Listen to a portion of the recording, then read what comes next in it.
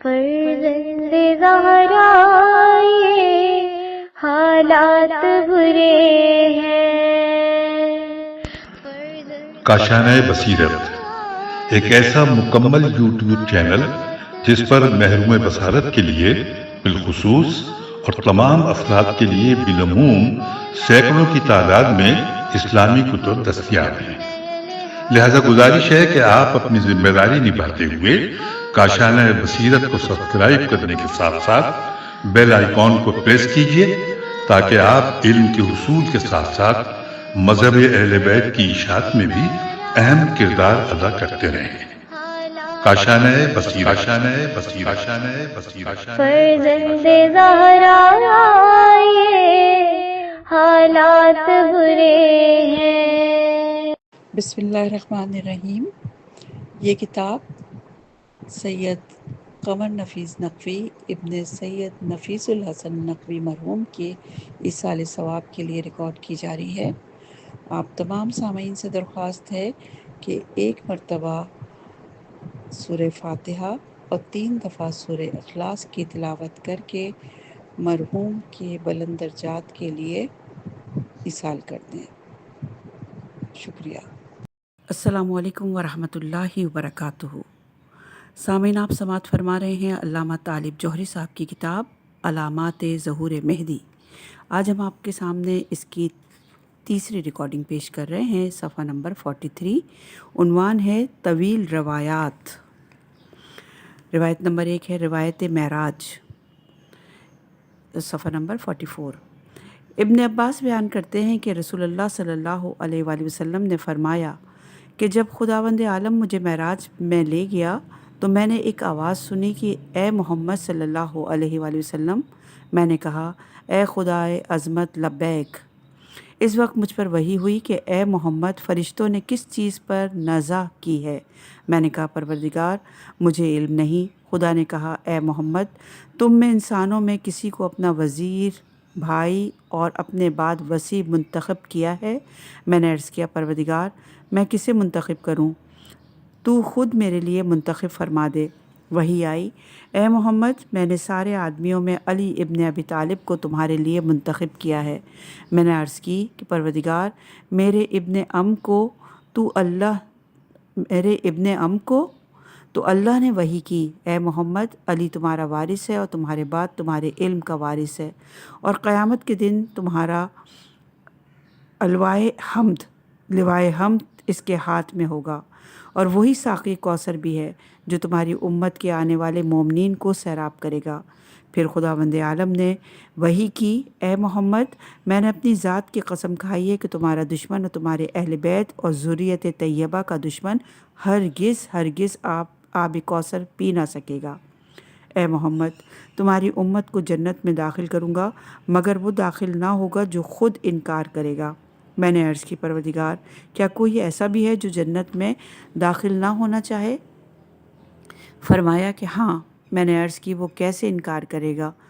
تو اللہ نے مجھ پر وحی کی کہ اے محمد میں نے تمہیں اپنی خلق سے منتخب کیا ہے اور تمہارے لیے تمہارے بعد وصی بھی منتخب کیا ہے، اور اس کے بعد اور تمہاری نسبت ہارون اور موسیٰ کی نسبت قرار دی ہے۔ فرق یہ ہے کہ تمہارے بعد کوئی نبی نہیں ہوگا، اور میں نے اس کی محبت تمہارے دل میں ڈالی ہے اور اسے تمہاری اولاد کا باپ قرار دیا ہے۔ تمہارے بعد تمہاری امت پر اس کا وہی حق قرار دیا ہے جو تمہارا اپنی امت پر اپنی زندگی میں ہے۔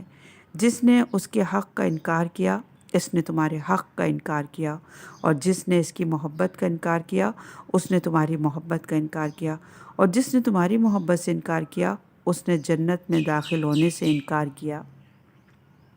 یہ سن کر میں ان نعمتوں کا شکر ادا کرنے کے لیے سجدے میں گر پڑا۔ اس وقت آواز آئی اے محمد اپنے سر کو اٹھاؤ اور مجھ سے جو چاہو مانگو تاکہ میں عطا کروں۔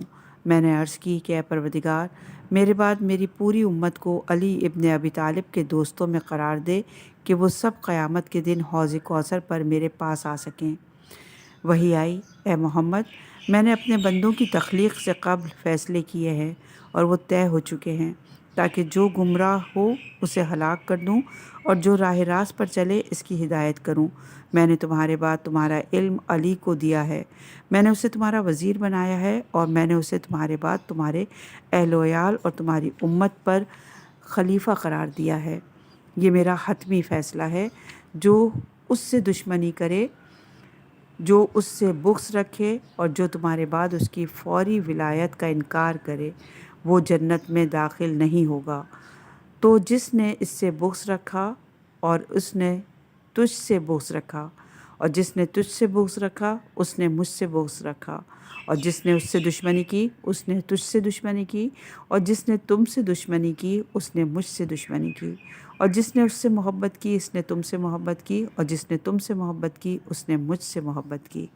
اور میں نے یہ فضیلت اس کے لیے قرار دی ہے اور تمہیں یہ عطا کیا ہے کہ میں اس کے صلب سے اور بطول کی نسل سے تمہاری ذریت سے 11 مہدی علیہ السلام قرار دوں، اور ان میں آخری وہ ہوگا جس کے پیچھے عیسیٰ ابن مریم نماز پڑھیں گے۔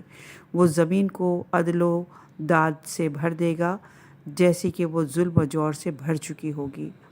میں اسی کے ذریعے انسانوں کو ہلاکت سے نجات دوں گا، گمراہی سے ہدایت کی طرف لاؤں گا، اور اسی کے ذریعے اندھے کو بینا بناؤں گا، اور اسی کے ذریعے مریض کو شفا یاب کروں گا۔ میں نے عرض کی کہ پروردگار یہ کب ہوگا؟ وحی الہی آئی کہ جب علم اٹھا لیا جائے گا، اور جب جہالت ظاہر ہو جائے گی، اور جب قاریان قرآن کی کثرت ہو جائے گی، جب عمل کم ہو جائے گا، جب قتل کی کثرت ہو جائے، اور جب فقائے ہدایت کم ہو جائیں، اور جب گمراہ خائن فقہ کی کثرت ہو جائے، اور جب شعراء کی کثرت ہو جائے، اور جب تمہاری امت کے لوگ قبرستان کو مسجد بنا لیں، اور جب قرآن آراستہ کیے جائیں، اور جب مسجدوں میں نقش و نگار بنائے جائیں، اور جب ظلم و فساد بڑھ جائے، اور جب برائیاں ظاہر ہو جائیں، اور آپ کی امت کو اسی کی ترغیب دی جائے، اچھائیوں سے روکا جائے، مراد اکتفا کریں مردوں پر، عورتیں عورتوں پر، اور جب حکمران کافر ہو جائیں، اور جب ان کے عمال فاجر ہو جائیں، اور جب ان کے مددگار ظالم ہو جائیں، اور جب ان میں جو صاحبان رائے ہوں فاسق ہو جائیں، تو اس وقت 3 علامتوں میں علامتیں ہوں گی، زمینیں دھس جائیں گی، اور جب مشرق اور مغرب میں جزیرۃ العرب میں شہر بصرہ میں تمہاری ذریت کے ایک دشمن کے ہاتھوں تباہ ہوگا جس کی پیروی سیاہ فام کریں گے، اور حسن بن علی کی اولاد سے ایک شخص خروج کرے گا۔ مشرق میں دجال علاقے سجستان، اور یہاں پہ مراد ہے سیستان، حاشیے میں لکھا ہے، سجستان سے خروج کرے گا اور سفیانی کا ظہور ہوگا۔ میں نے عرض کیا پروردگار میرے بعد کیا کیا فتنے ہوں گے؟ خدا نے وحی کی اور بنی امیہ اور میرے غمدادوں یعنی بنی عباس کے فتنے سے آگاہ کیا، اور جو کچھ قیامت تک ہونے والا ہے وہ سب کچھ بتا دیا۔ تو جب میں زمین پر آیا تو میں نے وہ سب بطور وصیت اپنے ابن علی کو بتا دیا اور اپنے عمل رسالت کو انجام دیا، پس اس کی حمد کرتا ہوں جیسا کہ انبیاء نے کی، اور جیسا کہ ہر شے قبل میں حمد کرتی رہی ہے، اور مستقبل میں خلق ہونے والی اشیاء قیامت تک حمد کرتی رہیں گی۔ صفحہ نمبر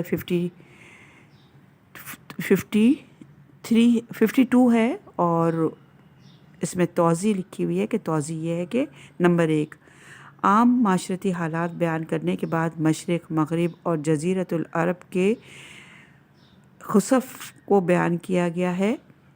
خسف کے معنی زمین کے دھنس جانے کے ہیں۔ زمین کا یہ دھنس جانا اتنی اہم علامت ہے کہ اسے مستقبل طور پر بیان کیا گیا ہے۔ اس بات کی وضاحت نہیں کہ زمین قدرتی اسباب کے ذریعے دھنسے گی یا جنگوں میں بمباری وغیرہ کے سبب سے۔ قرین قیاس یہی ہے کہ وہ واقعہ بمباری وغیرہ کے سبب ہوگا۔ یہ تینوں خسف پے در پے ہوں گے یا فاصلے کے ساتھ، اس کی بھی وضاحت نہیں کی۔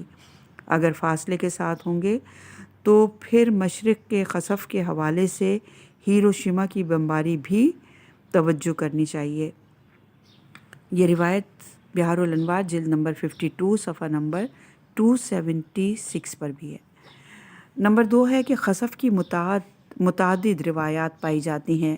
یہ عمل مختلف علاقوں میں ہوگا، خصوصیت کے ساتھ بعض علاقوں کے نام روایات میں بیان کیے گئے ہیں۔ الف، شام کا ایک دیہات جابیہ یا خرستہ یا ترستہ یا خرسہ خرسنا مرمری روایات میں یہ نام مذکور ہیں، طریقوں اور مختلف طریقوں سے نقل ہوئے ہیں، لیکن صحیح جابیہ ہے۔ بقول سید محسن امین عاملی کے دمشق کا محلہ باب الجابیہ دلیل ہے کہ دمشق کے علاقے کے قریب ایک دیہات جابیہ نامی موجود تھا۔ بے، مسجد دمشق کا مغربی حصہ۔ جیم، بلاد جبل کا بعض علاقہ بلاد جبل، قم، قزوین، ہمدان اور کردستان اور کرمان شاہ پر مشتمل ہے۔ اس خسف سے انشاءاللہ شہر قم مستثنیٰ ہے۔ نمبر دال، بصرہ میں خسف ہوگا، خون ریزی ہوگی، گھر منہدم ہوں گے اور لوگ فنا ہو جائیں گے، اور صادق علیہ السلام کی روایت سے ہے یہ۔ اس کے علاوہ منارہ بصرہ کے خسف کا بھی ذکر روایت ہوا ہے، اور یہ روایت جو ہے اسبات الہدایہ صادق علیہ السلام، اور یہاں پر ہے سے مصر میں بھی خسف ہوگا۔ خروج سفیانی سے، اور نمبر 3 علامت جو ہے خروج سفیانی سے قبل سید حسنی کا خروج ہوگا، اور اس خروج کے بین الاقوامی اثرات مرتب ہوں گے، جس کے سبب کرۂ ارض پر طویل علاقوں میں لڑی جانے والی جنگوں کا ظہور ہوگا۔ بعض علماء نے اولاد حسن کی جگہ اولاد حسین تحریر کیا ہے، اگرچہ بیشتر نسخوں میں اولاد حسن ہی تحریر ہے، لیکن اگر دوسرے نسخے کو تسلیم کیا جائے تو یہ خروج کرنے والے سید حسینی ہوں گے۔ ان کے بارے میں تفصیلات نہیں ملتی کہ کون ہے، کہاں سے خروج کریں گے اور ان کی جنگ کن لوگوں سے ہوگی، جیسا کہ سید حسنی کے سلسلے میں تفصیلات ملتی ہیں۔ نمبر 4، یہ مشہور دجال نہیں ہے جس کی آمد کا تذکرہ بکثرت روایات میں ہے، اس لیے کہ وہ نزول عیسیٰ کے وقت ظاہر ہوگا۔ وہ دجال جو مشرق سے خروج کرے گا، اس کی تفصیلات نہیں معلوم۔ ہو سکتا ہے یہ کوئی ایسا باطل پرست سرکردہ شخص ہو جو سید حسنی یا حسینی کے مقابل خروج کرے۔ صفحہ نمبر 55 ہے، اور جو اگلی روایت ہے وہ روایت جابر سے منسوب ہے۔ جابر ابن عبداللہ الانصاری بیان کرتے ہیں کہ ہم نے حجۃ الوداع میں رسول اللہ صلی اللہ علیہ وآلہ وسلم کے ساتھ حج کیا۔ جب رسول اللہ حج اور اس کے فرائض سے فارغ ہو گئے تو خانہ کعبہ کو وداع کرنے کے لیے تشریف لائے، اور حلقہ دار کو ہاتھ میں تھام کر بآواز بلند ارشاد فرمایا، اے لوگوں، اس آواز کو سنتے ہی وہ سارے لوگ جو مسجد الحرام اور بازار میں تھے جمع ہو گئے۔ اس وقت آپ نے ارشاد فرمایا، سنو، میں بتانا چاہتا ہوں کہ جو میرے بعد ہوگا، تم میں سے جو حاضر ہیں وہ غائبین تک اسے پہنچا دیں۔ پھر رسول اللہ نے گریہ فرمانا شروع کیا، اور آپ کو گریہ کرتے ہوئے دیکھ کر سارے حاضرین بھی رونے لگے۔ جب رسول اللہ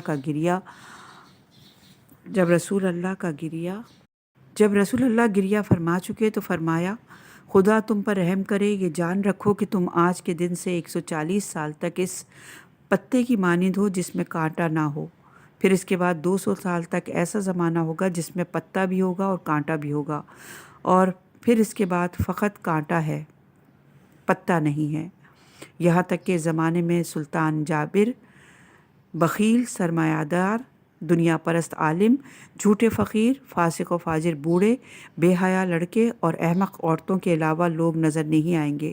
پھر رسول اللہ نے گریہ فرمایا۔ سلمان فارسی اٹھے اور انہوں نے عرض کی، یا رسول اللہ، یہ بتلائیے کہ ایسا کب ہوگا؟ ارشاد فرمایا، اے سلیمان، یہ اس وقت ہوگا جب تمہارے علماء کم ہو جائیں گے اور تمہارے قاریان قرآن ختم ہو جائیں گے۔ حاشیے میں لکھا ہے کہ حضرت سلیمان فارسی کو مخاطب کر کے اشارہ اس دور کے لوگوں کی طرف تھا جن کا ذکر پہلے معراج پر ہو چکا تھا۔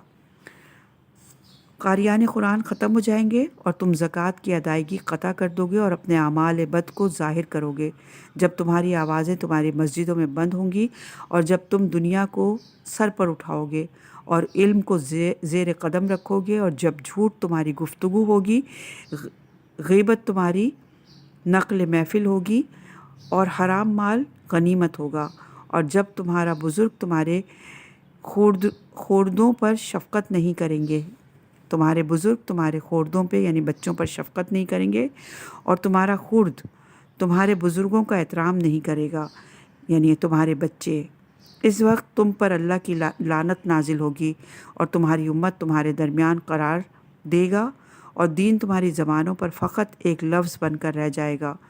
تو تم میں جب یہ خصلتیں پیدا ہو جائیں تو سرخ آندھی، مسق یا آسمان سے سنگ باری کی توقع رکھو۔ اور یہاں پر حاشیے میں ہے کہ اس وقت یہ ساری بیان کردہ علامات سماج میں پائی جاتی ہیں سوائے ان 3 عذابوں کے جو یہاں بیان ہوا ہے کہ سرخ آندھی، مسق یا آسمان سے سنگ باری کی توقع رکھو، اور میرے اس کلام کی تصدیق کتاب خدا میں موجود ہے۔ اے رسول، کہہ دو کہ وہی اس بات پر قادر ہے کہ تم پر عذاب تمہارے سر کے اوپر سے نازل کرے یا تمہارے پاؤں کے نیچے سے اٹھا دے، یا ایک گروہ کو دوسرے گروہ کے مقابل کر دے اور تم سے بعض کو بعض کی جنگ کا مزہ چکھا دے۔ دیکھو ہم کس طرح آیات کو بدل بدل کر بیان کرتے ہیں تاکہ یہ لوگ سمجھ سکیں۔ اور یہ سورہ انعام کی آیت نمبر 65 ہم نے بیان کی۔ اس وقت صحابہ کا ایک گروہ اٹھ کر کھڑا ہو گیا اور کہنے لگا، رسول اللہ ہمیں بتائیے کہ ایسا کب ہوگا؟ تو آپ نے ارشاد فرمایا کہ جب نمازوں میں تاخیر کی جائے اور شہوت رانی عام ہو جائے، قہوے کے مختلف اقسام پی جانے لگیں اور باپ اور ماں کو لوگ گالیاں دینے لگے، یہاں تک کہ حرام کو مال غنیمت اور زکوٰۃ دینے کو جرمانہ سمجھنے لگے، مرد اپنی بیوی کی اطاعت کرنے لگے اور اپنے ہمسائے پر ظلم کرے اور قطع رحم کرنے لگے، اور بزرگوں کی شفقت اور رحم ختم ہو جائے اور خوردوں کی حیا کم ہو جائے یعنی چھوٹے بچوں کی، اور لوگ عمارتوں کو مضبوط بنانے لگیں اور اپنے خادموں اور لونڈیوں پر ظلم کرنے لگیں، اور ہوا اور حوث کی بنیاد پر گواہی دیں اور ظلم سے حکومت کریں، اور مرد اپنے باپ کو گالی دینے لگیں اور انسان اپنے بھائی سے حسد کرنے لگیں، اور حصہ دار خیانت سے معاملہ کرنے لگیں، اور وفا کم ہو جائے اور زنا عام ہو جائے، اور مرد عورتوں کے کپڑوں سے اپنے آپ کو آراستہ کریں اور عورتوں سے حیا کا پردہ اٹھ جائے، اور تکبر دلوں میں اس طرح داخل ہو جائے جس طرح زہر جسموں میں داخل ہو جاتا ہے، اور عمل نیک کم ہو جائیں اور جرائم بے انتہا عام ہو جائیں اور فرائض الہی حقیر ہو جائیں۔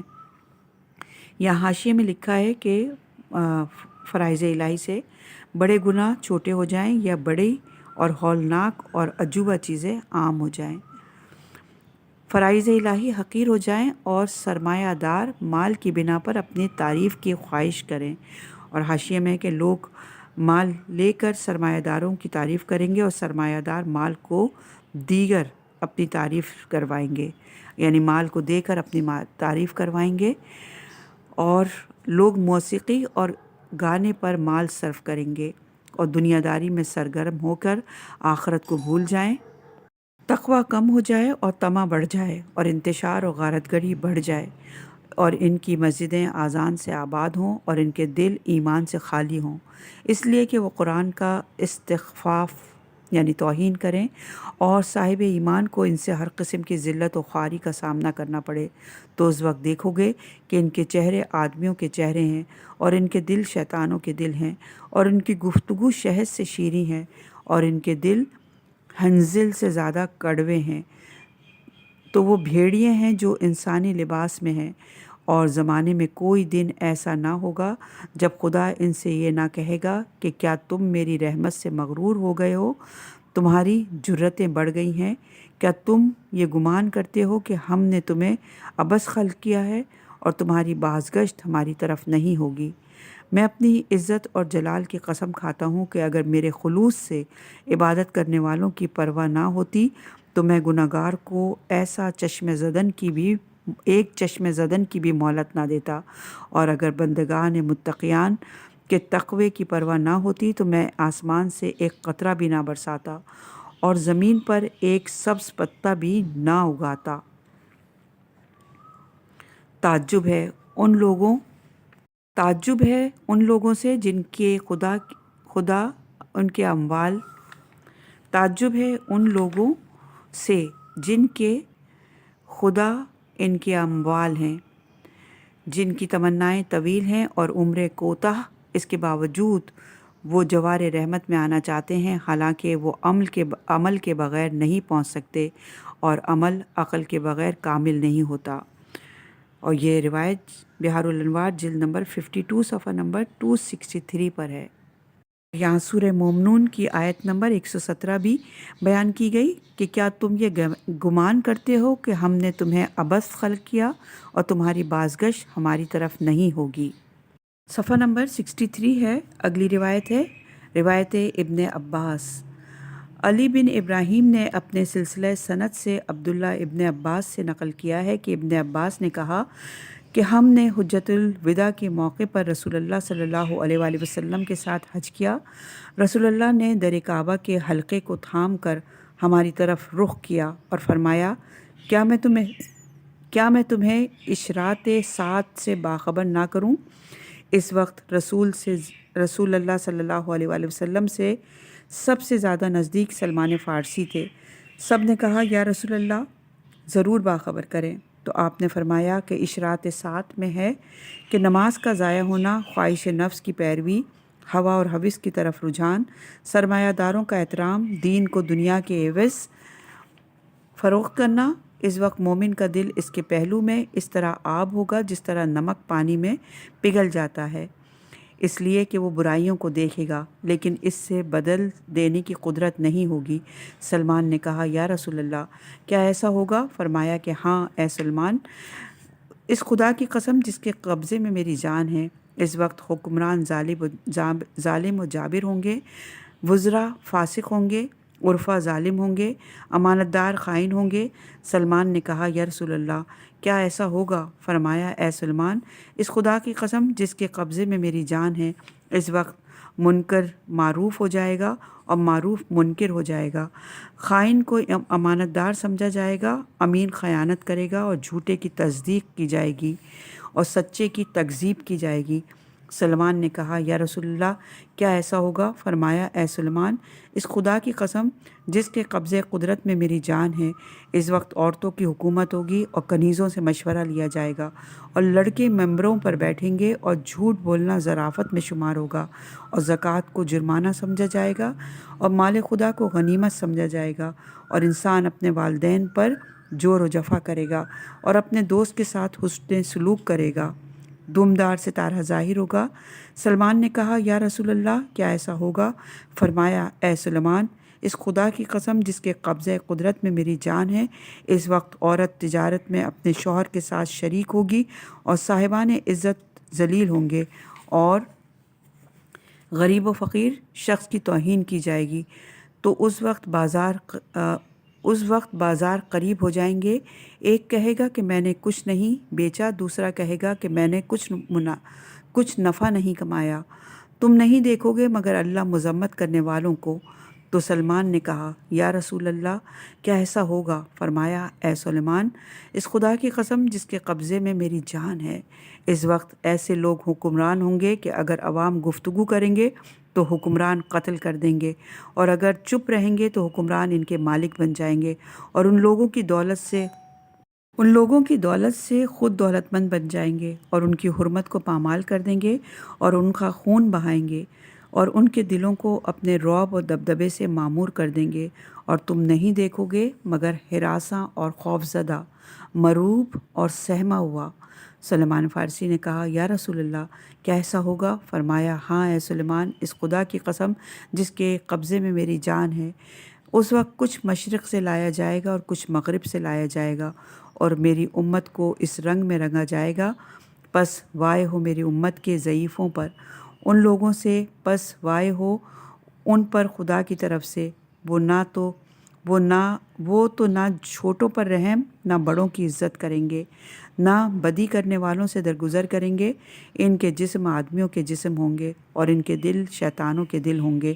سلمان نے کہا یا رسول اللہ کیا ایسا ہوگا؟ فرمایا اے سلمان، اس خدا کی قسم جس کے قبضے میں میری جان ہے، اس وقت مرد مردوں پر اکتفا کریں گے اور عورتیں عورتوں پر اکتفا کریں گی، اور لڑکے لڑکوں پر اس طرح ایک دوسرے سے حسد کریں گے جس طرح لڑکی پر کیا جاتا ہے۔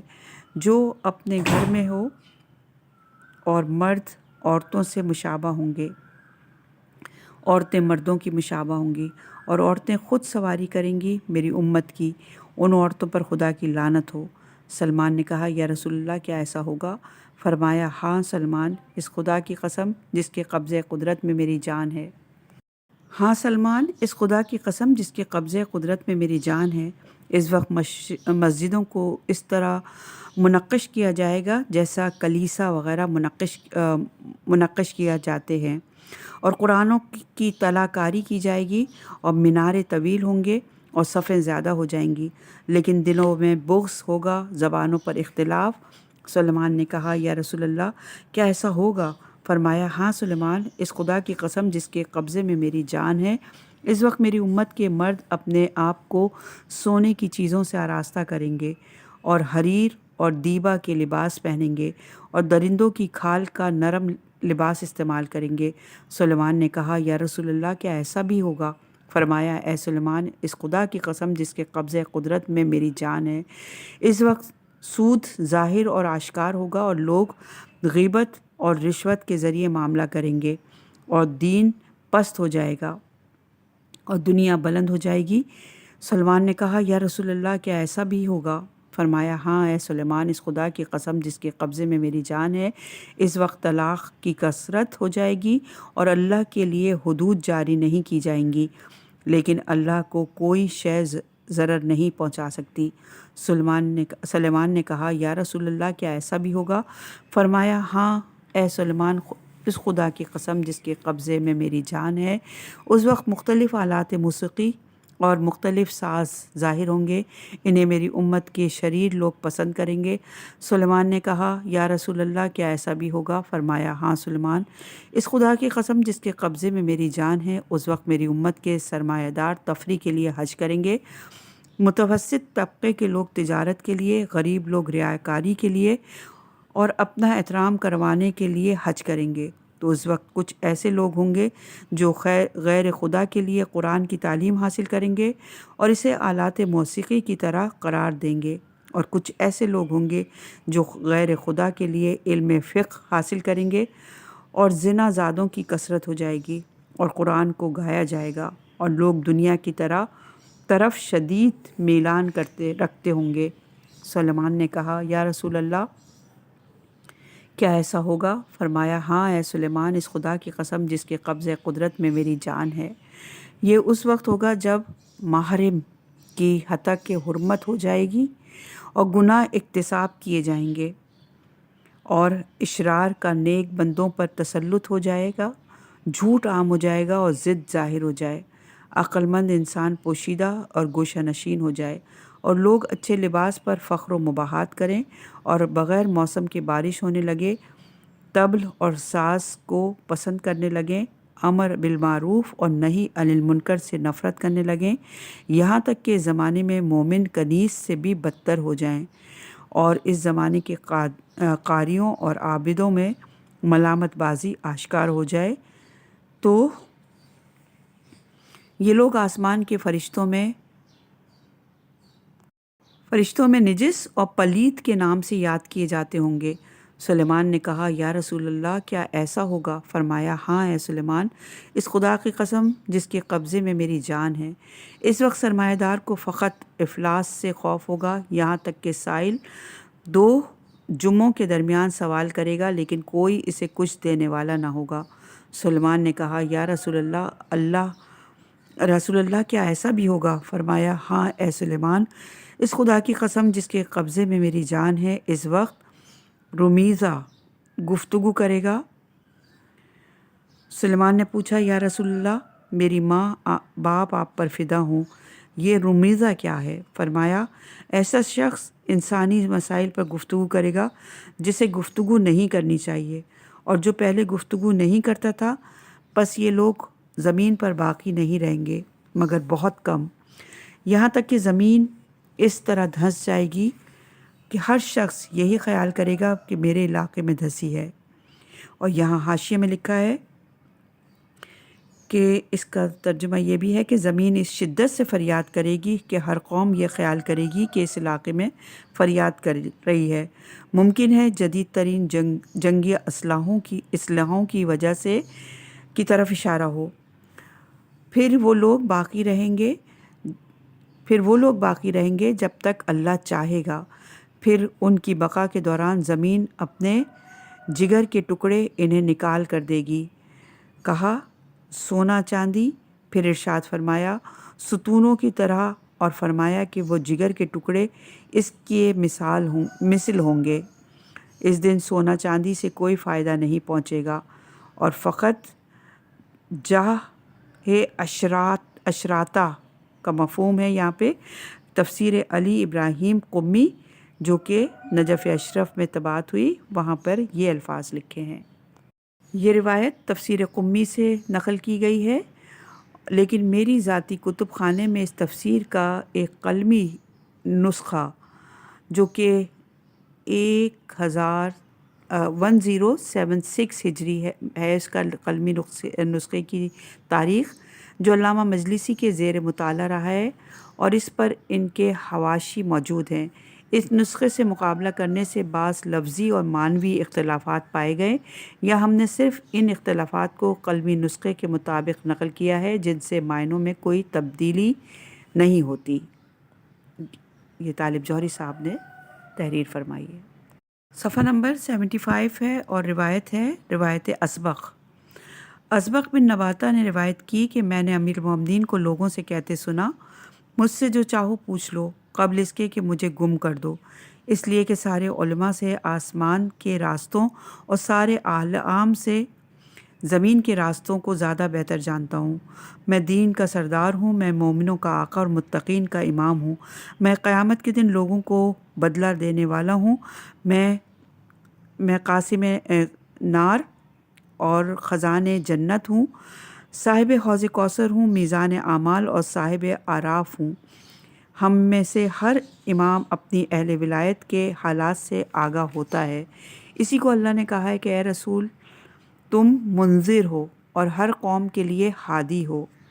اے لوگوں مجھ سے جو چاہو پوچھ لو قبل اس کے کہ مجھے گم کر دو۔ پس مشرق کی طرف سے ایک فتنہ برپا ہوگا جس کے شعلے بھڑک کر بہت بلند ہوں گے، اور جب بجھیں گے تو انسانوں کو اپنے ساتھ ہلاکت میں ڈال دیں گے، اور سرزمین مغرب سے آگ کا شعلہ بلند ہوگا جو بہت بلندی تک جائے گا اور کہے گا وائے ہو ان لوگوں پر جو میری لپیٹ میں آ کر ہلاک ہوں۔ تو جب آسمان کی گردش طویل ہو جائے گی تو تم کہو گے کہ وہ مہدی علیہ السلام مر گیا یا ہلاک ہو گیا اور وہ کسی وادی میں چلا گیا۔ اس وقت اس آیت کی تعویل سامنے آئے گی، پھر ہم نے تمہیں حملے کی طاقت دی اور ہم نے اموال اور بیٹیوں کے ذریعے تمہاری مدد کی، ہم نے اموال اور بیٹوں کے ذریعے تمہاری مدد کی، اور ہم نے گروہ کے لحاظ سے بھی زیادہ کر دیا۔ اور اس کے لیے نشانیاں ہیں۔ خندق کے ذریعے کوفے کا محاصرہ ہے، کوفے کی گلیوں میں پانی کا گھسانا، 40 راتوں تک مسجدوں کا معطل رہنا، ہیکل کا ظاہر ہونا، کوفے کی مسجد اعظم کے گرد پرچموں کا لہرانا، قاتل اور مقتول دونوں جہنمی ہیں، ہنگامی قتل اور فوری موت، پشت کوفہ پر 70 اشخاص کے ساتھ نفس زکیہ پاک دل انسان کا قتل، رکن و مقام کے درمیان کسی کے سر کا قلم ہونا، بتوں کی بیعت کے وقت صبر کے عالم میں اشقا کا قتل۔ اور یہاں پہ حاشیے میں ہے کہ اشقا اسے کہتے ہیں جو غذا کو براہ راست منہ سے اٹھا لے۔ ممکن ہے کہ ایسا کوئی شخص ہو جس کی یہ علامت لوگوں میں مشہور ہو۔ بعض محققین کی نظر میں یہ ابقا ہے۔ روایت میں ابقا سفیانی سے جنگ کرے گا اور مارا جائے گا۔ سرخ پرچم کے ساتھ سفیانی کا خروج، جس کا امیر لشکر بنی قلب کا ایک شخص ہوگا۔ مکے اور مدینے کی طرف لشکر سفیانی کا 12,000 افراد کا جانا، جن کا امیر بنی امیہ کا ایک شخص خزیمہ ہوگا۔ اس کی بائیں آنکھ کور ہوگی اور کور ہوگی یعنی سفید۔ اس کی داہنی آنکھ میں ایک غلیظ لوتھڑا ہوگا اور وہ اپنے کو مردوں کی طرح ظاہر کرے گا۔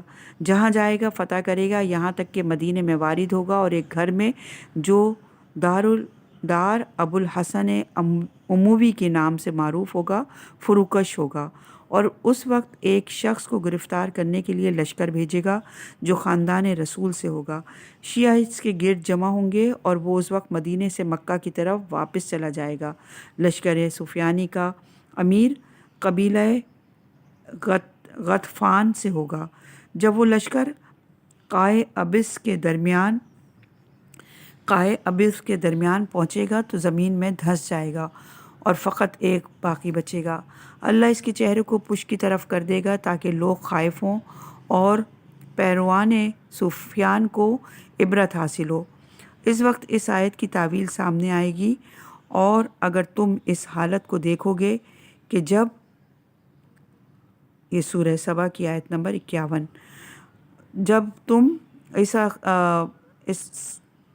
اگر تم اس حالت کو دیکھو گے کہ جب کہ گھبرا جائیں گے اور انہیں بھاگنے کا کوئی راستہ نہ ملے گا اور وہ ایک قریب کے مکان میں پکڑے جائیں گے۔